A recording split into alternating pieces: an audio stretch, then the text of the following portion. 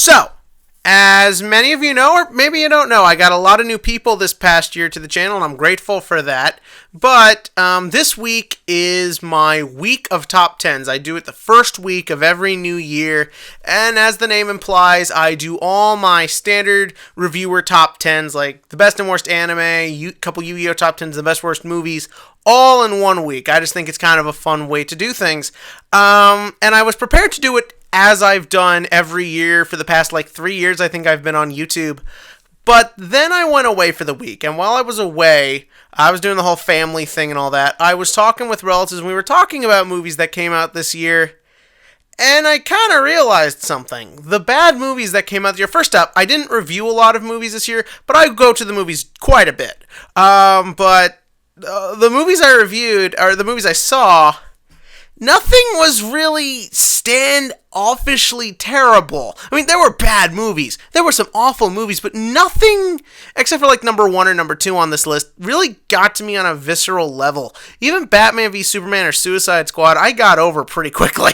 I mean, I kept knocking them and stuff, but at the end of the day, nothing really kicked me in the balls like movies did last year. And even for the best of the year list, when I do that in a couple of days, this was just a nothing year for movies. I'm sorry, a lot of people are saying this is one of the worst box office years ever. A lot of people are wondering why. A lot of people are saying it's the failure of Batman v Superman to get people excited.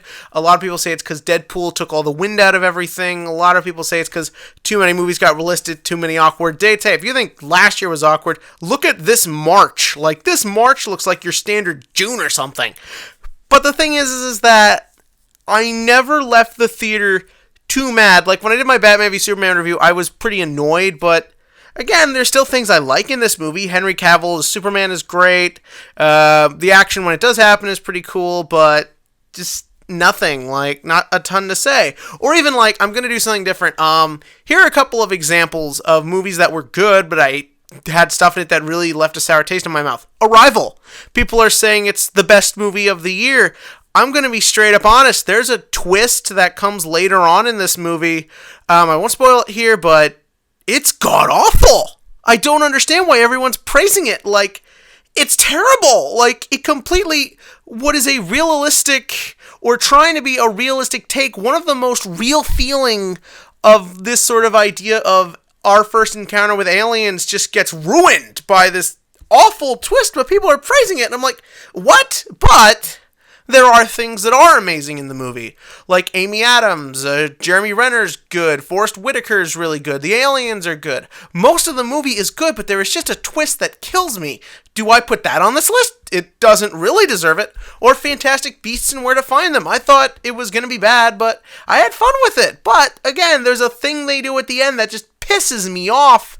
And, so how do you do this list this year? There's not a lot to do, and that's why I'm taking so long with this prologue, because this is gonna be short. Everything on this list just has a one-word response.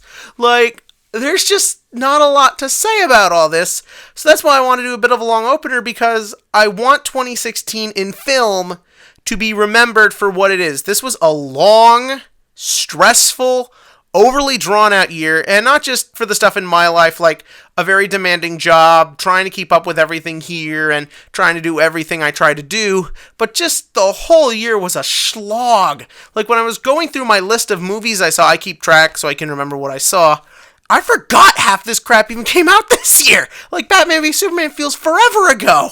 So, I'm just here to say that before we get into this, know this. Nothing came out this year that I would call the worst movie ever, or one of the worst movies I ever saw. There was no Gem in the Holograms, or a 50 Shades of Grey, or anything like that. It was just bad movies that left little to no impression. So, be prepared for a list of one-word responses. But without further ado, let's try and have some fun, and let's get started. Batman v Superman. Do I really need to say anything else? Bad Santa 2. I've never seen the first one. I went to go see this with friends. We already had a few drinks in us, and I just found it really unpleasant. I like Billy Bob Thornton, and I get what the appeal of a movie like this is. I like the idea of a cynical look on Christmas and the holiday season. It's just unpleasant, and it's boring, and most of the jokes fall flat. And again, like, I can't say there's anything too bad for the movie. It's very much trying to be kind of this dirty, cynical Christmas comedy, and I think there is room for that, and I might check out the first Bad Santa one day. But just nothing to it. Just one I'm a dumb drunk joke after another. This one isn't even that bad. If you took your kids to see this, fine. But that's kind of why it's on this list. When you're a child, there are so many movies we see that influence us and impact us and make us feel something that just fluff like this annoys me. And I never saw Norm of the North, so that's why that's not here before anyone asks. But Secret Life of Pets is just one of those dumb fluff movies that all it is junk food for your brain. Like, the thing is that what is all you saw in the marketing? Cute pets. Why? Because everyone loves pets. What is the story? It's Toy Story because everyone loves Toy Story, and the message of you just gotta learn to accept new people in your life is just a very recycled, generic one.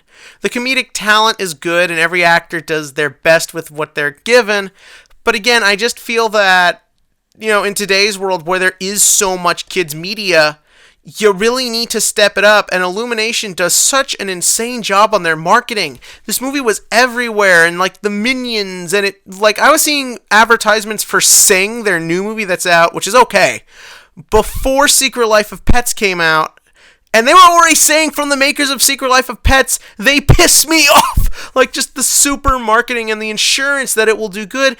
It's just because they're manipulative. And this movie proves it because it's just such a nothing film. And also, it made a ton of money, but something like Kubo and the Two Strings, which you're going to see on the next list, does nothing. It angers me. Want to know what's proof, though, that at the end of the day, you can do what would manipulate people into seeing your movie and it still fails? Teenage Mutant Ninja Turtles Out of the Shadows. The biggest disappointment of the year. Why? Because the last one made a ton of money, and this one, I believe, made a fraction of that. Why? Because even though you put in Bebop and Rocksteady, even though you put in Casey Jones, you get super handsome Steve Amell to play him, even if you put in, I can't think of the chewing gum monster's name right now, it doesn't matter, because if you don't have a good script, if you don't have good acting in the movie, if you have nothing, sooner or later, it's gonna catch up to you. And this proved it. This movie did not do good, and it's not good. All the characters are jerks, the turtles are okay at some points, but this is just a slog of a movie and a complete shitfest. Yes, I know, this movie is topping most people's worst of the year list. Gods of Egypt is bad. Casting white people in roles that only make sense when played by Arabic people is weird. All the CGI is bad, and most of the comedy falls flat, but I was never bored. This is one of those, like Legend of Hercules a few years ago. It's so bad, it just kind of made me laugh. I had a fun time watching this, but it is bad, and it does deserve on this list. And like I said, I was struggling to find things for this. So, Gods of Egypt, congratulations. I didn't put you as low as everyone else did. Kevin Smith, what are you doing, my man? I love this guy. I love his podcasts, I love his comedy style, I love the fact that he's just the most good-natured human being on the planet. I really enjoyed his last movie, Tusk, quite a bit. I thought it was a really fun, inventive, weird sort of horror comedy. Then I saw this thing, and oh my god, what is this thing? Again, the idea of casting your daughter and her friend to basically play, from what I hear, just from the podcasts and stuff, over-the-top versions of themselves, it's not inherently bad. And you know what? They weren't the worst thing in this movie. It's just, lay off the weed, man. Just write a good script. The jokes fall flat. He doesn't know how to write teenagers. It's just horrible all around, and it's so bad, because I really was looking forward to this and think there's a great idea in here somewhere. It's just a mess. I'm sorry, buddy, but you failed us. Okay, who was expecting anything less?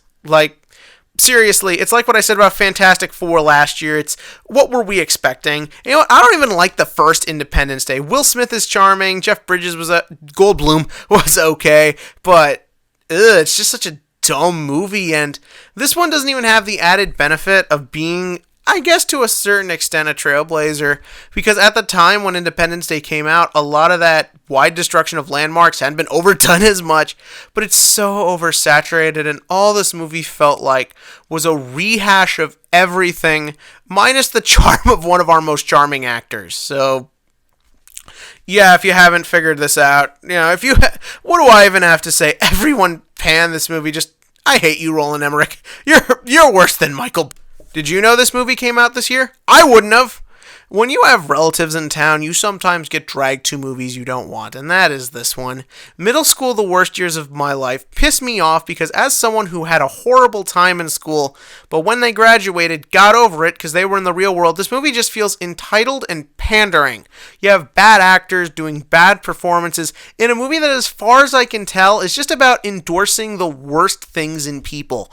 Being selfish, being self-centered, being so into yourself that you don't care about the world and you would hurt others to get what you want. There are so many movies about the concepts of kids pulling pranks on adults for sometimes good reasons, sometimes dumb reasons. This is not only a dumb reason for why this kid does whatever he does in this crappy movie, but it's so paper thin, but a lot of what he does, I'm genuinely like, that's kind of really bad and despicable.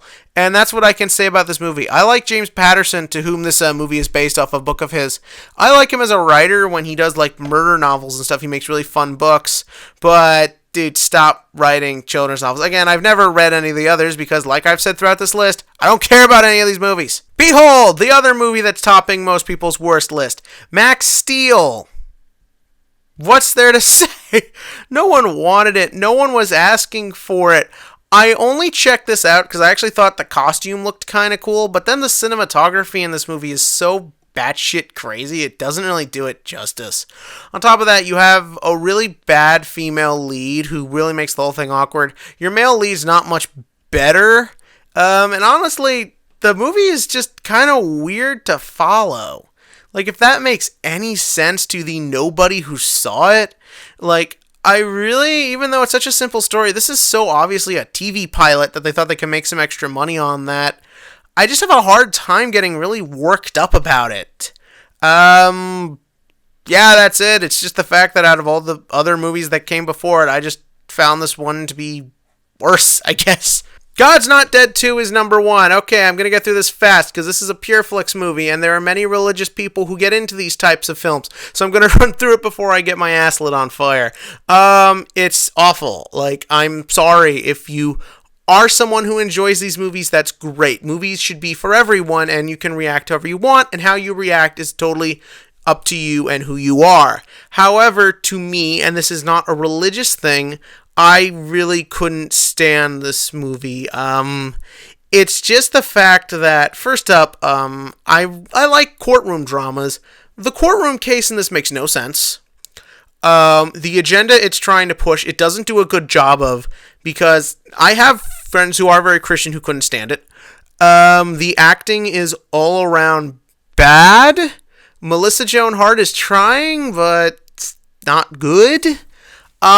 And again, I just think the message of this movie is dangerous, and I'm only going to say this once because it's not pushing a message of acceptance and understanding each other and kindness, which is, to me, should be the essence of a movie that is trying to talk about like how we are divided and the things that separate us. This is not about that. This movie purely exists to anger the people who already believe what it's saying for some political goal. I'm sorry.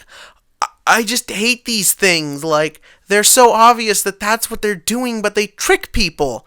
And I'm like, is this what it's all about? And it's what scares me off religion. I'm sorry if I'm getting a little controversial here, but it's stuff like this that scares me from it. So, yeah, that's it. That's the list. Again, nothing on here was particularly too angerful. It was just a boring year for movies. But what did you think? In the comment section below, give me your thoughts on what was the best and worst of 2016. Do worst because we're doing best later in the week. And as always, click to like and click to subscribe so we can get through the negative so we can get to the positive.